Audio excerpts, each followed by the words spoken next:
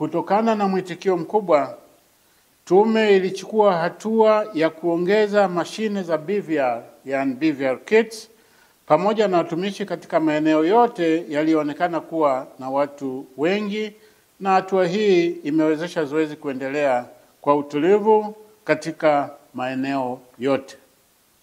Pia imewezesha kuongeza kasi ya kuwahudumia wananchi na kupunguza kwa kiasi kikubwa misongamano kwenye baadhi ya maeneo.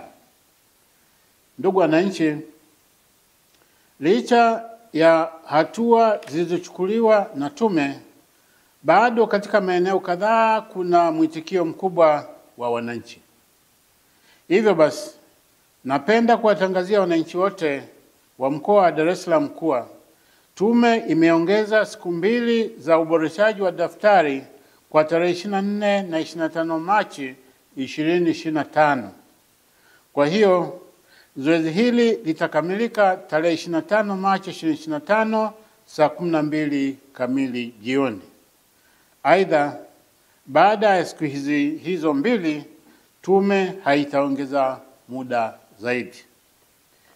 Ndugu wananchi, napenda kuwakumbusha kuwa zoezi hili halihusishi ubadilishaji wa kadi za mpiga kura zilizotolewa mwaka 2015 na 2020, kwa kuwa kadi hizo ni halali na zitaendelea kutumika kwa mujibu wa kifungu cha 168 cha Sheria ya Uchaguzi wa Rais, wa Bunge na Madiwani, Sheria namba 1 ya mwaka 2024.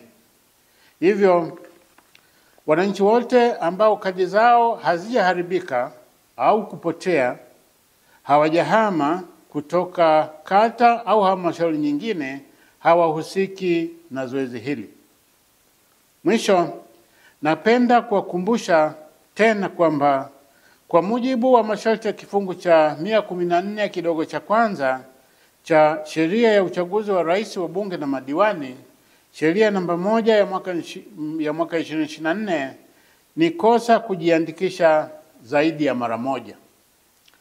Ndugu wananchi, mtu yeyote akithibitika amejiandikisha zaidi ya mara moja atakuwa ametenda kosa la jinai, na akitiwa hatiani adhabu yake ni faini isiyopungua kiasi cha shilingi 100,000 na isiyozidi shilingi 300,000, au kutumikia kifungo kwa kipindi kisichopungua miezi 6 na kisichozidi miaka 2 gerezani, au vyote kwa pamoja, yaani kulipa faini na kifungo gerezani.